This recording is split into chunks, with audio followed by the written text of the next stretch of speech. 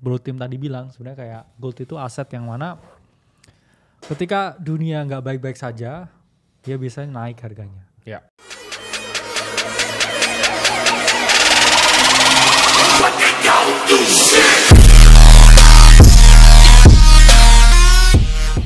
Ini bakal banyak yang kita bahas, bro. Kemarin gue udah sempat bilang bahwa kita akan bikin edukasi mengenai kondisi potensi market sekarang buat teman-teman yang belajar investasi ke depannya akan seperti apa. Tapi mungkin kita akan mulai dengan bahas makroekonomi dulu, bro. Ini secara makro kalau kita lihat emas per hari ini, mau Indonesia mau kita ngomong harga antam atau harga emas dunia, bro ya, mengalami kenaikan yang signifikan ya per hari ini ya. Jadi saham di global, ini gue ngomong di US, saham di global tuh jatuh ya, gold itu lagi rise. Market tensi itu naik, bro, ya. Jadi kalau kita lihat di sini Asian shares dan US stock index itu futuresnya ya. Mereka koreksi dulu karena tensi ini jelek lah ibarat tensi global. Oke. Ini gue juga lihat di sini gold naik demandnya ya, so untuk safe haven asset. Yield 10-year treasury juga naik 2 basis points ke 4,42. Dollar dip 0,2%. Yen menguat ya. Jadi kalau kita lihat dari S&P 500 itu nge-slip 0,6%, bro. Per malam kemarin. Dan ini kayaknya banyak sekali tensi-tensi geopolitik yang orang kayaknya para trader di dunia ini masih was-was. Setuju. Nah kalau kita lihat sekarang coba mungkin dilihat kita mulai dari price action di S&P 500. Apa yang lu lihat di sana, bro? Karena biasanya S&P 500 itu bisa jadi leading indikator ya, bro, SPX ini. Nah, SPX mengalami bounce yang saya ngomong signifikan ya dari area 5.000 karena satu yaitu area psikologis dan balik lagi, bro, sekarang orang ngelakuin technical analysis apapun sejago apapun sangat depending ke Trump mau ngomong apa. Betul. Dan ketika tarif dengan Cina itu di pause ya, kita dapetin ya bounce yang cukup signifikan ya 20% di S&P 500. Ya. Dan sekarang ya sebenarnya S&P 500 ini sudah mendekati area yang kita patut waspada karena udah deket-deket 6.000 nih sekarang. Ya, kita udah di area 5.900 dan ya kita ngomong ya osilator, dia udah mulai ada di area yang overbought ya, dia crossing down. Sehingga kalau misalkan ya di sini Trump kasih suatu update lagi ya mengenai tarif dan juga ada hal-hal geopolitikal lain yang kurang favorable ke market, ya ada potensi S&P di sini memperoleh namanya selling pressure di area all time high-nya. Kalau kita lihat juga ya secara data bahwa Cina ini sekarang kan bilang bahwa dia akan retaliasi, bro, melawan US. Cina bersumpah akan meretaliasi lawan US dan mendesak Donald Trump untuk melakukan perbincangan lebih lanjut tentang apa yang dia mau lakukan dengan tarifnya ini ya. Jadi talk bilateral harus dilakukan dan statement dari Beijing juga sudah jelas ya. Dan Xi Jinping juga menurut gue stance-nya quite clear ya lewat dia punya spokesperson juga untuk bilang bahwa Cina gak akan take ini very lightly. Jadi Cina akan melakukan semacam eskalasi dari perang dagang ini. Karena kan kayak kita lihat juga memang adanya perbedaan ideologi yang kuat juga. Betul. Pemimpinnya juga sama-sama kita ngomong alpha juga kan dua-duanya. Betul.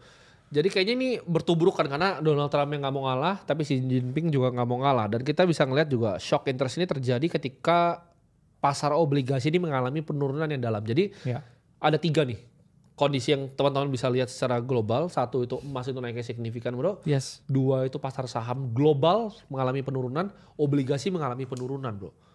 Jadi kalau gue sebutnya ini dalam pengalaman gue 10 tahun di market ini biasanya bau tai. Jadi emas naik, saham dan obligasi turun. Karena gini, biasa emas naik, saham itu boleh turun tapi obligasi biasanya naik. Ini saham turun, obligasi juga turun. Karena bond itu, bro, pasar hutang itu pasar yang paling besar di dunia. 300 triliun US dollar. Jadi biasa leading indikator dari semua makroekonomi itu bond dulu. Jadi kalau bond udah collapse, itu biasa jadi tanda tanya untuk pelaku pasar. Nah, sekarang ini coba kita lihat price action dari gold, bro. Kita lihat rally-nya mungkin selama 5 tahun terakhir dari price action apa yang lu lihat di sana secara teknikal. Nah, kita lihat ya dari chartnya gold, bro. Up only memang. Kita ngomong weekly, dia juga masih konsolidasi dan juga kita lihat ya monthly chartnya.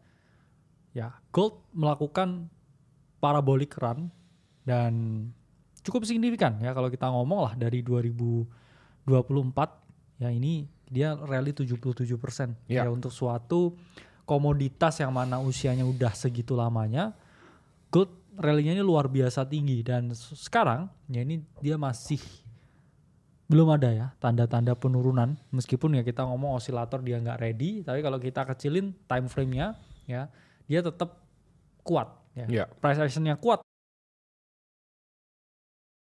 Jadi tadi kita lagi live asik-asik seperti biasa.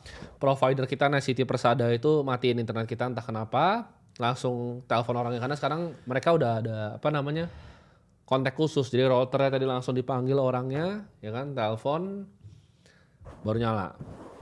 Udah nggak paham bro ya. Kita bayar paket yang paling mahal yang manusia bisa bayar.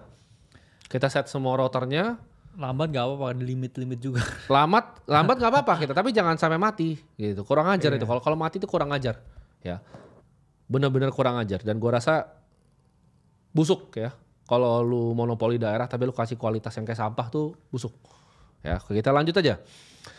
Dan tadi kita bahas bro soal gold, ya kan? Gimana tadi price action gold yang kepotong tadi? Bener. Narasi lu. Ini pertanda apa ini buat gold ya? Ya semoga nggak pertanda negatif. Iya. Karena gold been rallying dan kita tahu banyak posisi smart money gede di gold. Dan kita pun sebenarnya juga punya ya. Maksudnya mulai ya building position juga ke dalam salah satu aset kelas ini. Karena dari awal udah kita jelasin ya, kita selalu kejar cuan di market. Sehingga gold price action-nya sama, masih oke ya. Rally, base rally, dan sekarang juga building on base dengan trajektori ya, potensi ke 3.500 dan juga lebih tinggi. Seperti yang Bro Tim tadi bilang, sebenarnya kayak gold itu aset yang mana ketika dunia nggak baik-baik saja, dia biasanya naik harganya. Ya. Dan ya I think ini konsolidasi ya before the next leg up. Nah kita lihat dari semua price action pun juga tetap sama. Jadi ya buat orang yang holder gold ya kita ngomong, I think still have leg to go dari range ini. Ya.